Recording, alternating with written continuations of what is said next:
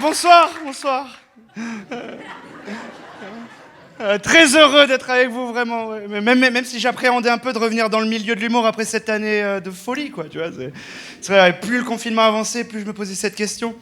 Est-ce qu'on va pouvoir encore rire, hein, même pas de tout, mais même rire encore un peu, hein, tu vois. Dans ce monde post-humoristique où, je sais pas si vous avez suivi, il y a quelques temps de ça, Omar Sy a été accusé de racisme envers les Noirs. Tu vois. Alors, on a passé un cap en matière de tolérance. Tu vois.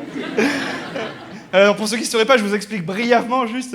Il y a 6 mois de ça, il y a une célèbre chanteuse, Aya Nakamura, bon, plus célèbre que chanteuse au demeurant, qui a écrit une chanson qui s'appelle Doudou, tu vois. Comme le personnage du service après-vente des émissions. Et Omar, pendant le confinement, bon, ça a beau être un X-Men, il est comme nous, il se fait chier, tu vois. Donc il se dit, tiens, je vais lui rendre hommage à Aya, je vais chanter Doudou en Doudou. Sauf que le problème, c'est que Doudou, elle a un boubou, tenue traditionnelle africaine.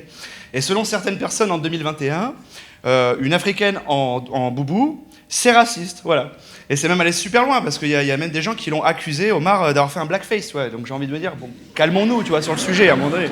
Moi, j'en suis même plus au stade à me demander si on peut encore rire, mais si on peut encore dire quoi que ce soit, sans qu'arrive de nulle part un connard au chômage qui se sente offensé, tu vois, c'est vrai. Ouais. Et avant, ça allait, quand ils étaient sur Twitter, entre eux, on s'en battait les couilles. Mais aujourd'hui, je veux dire, j'en ai même dans mes proches, je vous raconte, semaine dernière, je vous jure que c'est vrai. J'étais avec un pote en voiture. Pour le bien de l'histoire, je dis un pote, pas un ami. Hein, parce que passé la trentaine, malheureusement, bon, tes vrais amis, ils ont refait leur vie partout en France, donc tu les vois plus rarement. Donc pour combler le vide de ton existence, t'as des potes, hein, des collègues, quoi, des gens que t'aimes pas tant que ça, mais que tu supportes assez pour 2 fois par semaine, aller boire un verre avec eux ou aller au théâtre, enfin pratiquer une activité, quoi. Et donc j'étais avec ce pote en bagnole, et Fabien, et on parlait, enfin il me parlait depuis 20 minutes de sa machine à laver qui était tombée en panne, moi je faisais semblant de l'écouter, et à un moment donné, on arrive à un feu rouge. Et là, il y a un Roumain qui se met à laver mon pare-brise. Et on va mentir, ça m'insupporte qu'on touche à ma voiture, qui que ce soit, tu vois. Et je me suis énervé, mais j'ai même pas fait ce truc horrible, tu vois, qui consiste à s'adresser à lui comme si c'était un animal sauvage, et arrête, chut, pose ta raclette. J'ai même pas fait ça, j'ai même pas activé les essuie-glaces comme si de rien n'était, tout en continuant de parler à mon pote. Ah, pardon, vas-y. Hein, machine à laver, ouais, toujours, d'accord. Non, je pense que les gens qui font ça vont en enfer. Moi, j'ai un être humain en face de moi, je lui dis, touche pas à ma voiture, je t'en conjure. Le mec lave quand même mon pare-brise. Il termine. Il arrive côté conducteur, tu vois, et là s'engage cette fameuse conversation en langage des signes qu'on connaît tous. 20 €. Non, j'ai pas de monnaie, désolé. 10 €. Non, tu fais semblant de fouiller tes poches. Non. 5 €. Au bout d'un moment, il comprend que je vais pas lui donner d'argent pour de vrai, il se vexe. Il me jette un seau de produits et d'eau sur mon pare-brise. Moi, dans un excès de rage ou de peur, j'en sais rien, j'accélère. Je grille le feu, je manque de taper un piéton, je pile, j'essuie mon pare-brise, je réaccélère, et là me sort cette phrase regrettable sortie de nulle part. Putain de Roumain de merde, qui crève ce fils de... Ce qui, sorti de son contexte, peut paraître raciste, je l'entends bien. Mais je suis pas raciste, moi je suis quelqu'un de très doux, de très tolérant dans la vie, tu vois, je me suis pas énervé sur lui parce qu'il était roumain, j'en avais rien à foutre de ça. Je veux dire, si à ce moment-là, je sais pas, c'était une dame âgée qui m'avait importuné, j'aurais dit, bon mais crève, espèce de vieille peau, t'as survécu au Covid, vivement la prochaine canicule. Je suis quelqu'un de très doux dans la vie. Eh ben, il n'y a pas quand même mon pote qui est monté au créneau, qui a commencé à me faire une leçon morale. Non mais attends, Jim, tu te rends pas compte de la violence de tes propos envers une minorité opprimée, ne faisant même pas le distinguo entre les Roms et les Roumains. J'ai envie de dire, mais nique ta mère, attends, ça va. Qu'est-ce qui me parle de minorité, cet enculé ? Il vit dans un 95 mètres carrés dans le 6e. Qu'est-ce qui vient me parler de minorité à moi ? Moi, je fais mes courses à Lidl au rayon éco. Je pensais être plus proche des minorités, tu vois. Ouais. Sur le coup, j'avais envie de dire, non, en fait, t'as raison. Toi, crève, pas lui. C'est vrai qu'il y est pour rien. Toi, crève, lentement, tu vois. Et j'espère que ta machine à laver, jamais tu la répareras, que tes fringues seront sales, que tu pueras et que tu finiras à un feu rouge, tu vois.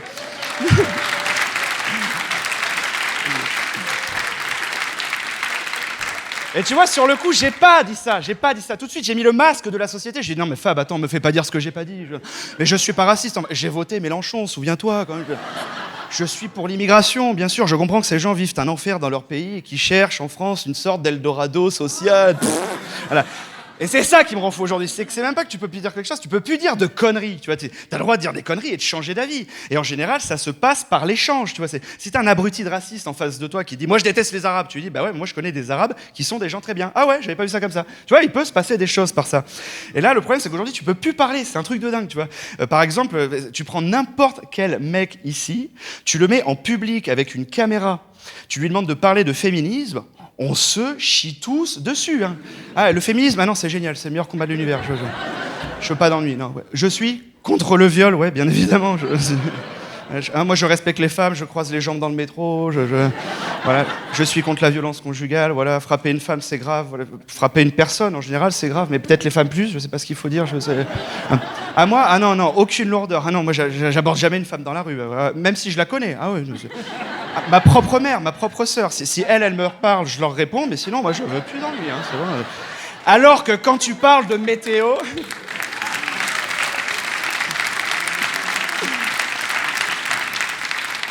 Alors que quand tu parles de météo, là, mais alors tout le monde a un avis. Hein. La météo, c'est le dernier bastion de la liberté d'expression en France. Et tu sens même que quand tu parles de météo avec les gens, ils mettent une énergie qu'ils n'ont pas pu mettre dans d'autres débats. Il n'y a plus de saison, 22 degrés en décembre, bientôt on va fêter Noël en short de bain et en tongs, j'ai pas peur de le dire, quitte à choquer des gens. Puis qu'est-ce qu'on va faire? On va mettre un palmier à la place du sapin. Et attends, le pire, je vous jure que c'est vrai, je pense que dans 20 ans, la météo, ça sera un putain de sujet tabou. Bah ouais, avec tous ces extrémistes écolos, tous plus possédés les uns que les autres. D'un côté, t'as les climato-sceptiques, et de l'autre côté, t'as cette jeune trisomique suédoise, tu sais, ou finlandaise, c'est pas la question. Non mais imaginez dans 20 ans, un débat politique à la télé quand la météo sera un sujet tabou. Monsieur le ministre, à vous de parler. Le climat, donc. Alors, voilà, sans faire de conflit, oui, je sais que j'ai encore rien dit, mais quand même, entre guillemets, je pense qu'on ne peut s'empêcher de constater, hein, dirais-je, avec des guillemets, hein, bien évidemment, une augmentation des températures moyennes. Légère, voilà. Ne me faites pas dire ce que j'ai pas dit. Non, loin, je ne veux pas passer pour un extrémiste et me mettre à dos voilà, les associations antifascisme climatique et voilà, touche pas à décembre. Voilà, c'est très bien. Non, je veux pas de problème. Voilà. Non, comme vous le savez, moi-même étant un centriste automnal, hein, une saison entre l'hiver et l'été, moi je ne veux pas de conflit. Voilà. Et comme je l'ai toujours dit, et ce sera la ligne directrice de ma campagne électorale en 2042, je suis pour une température moyenne pour tous. Voilà.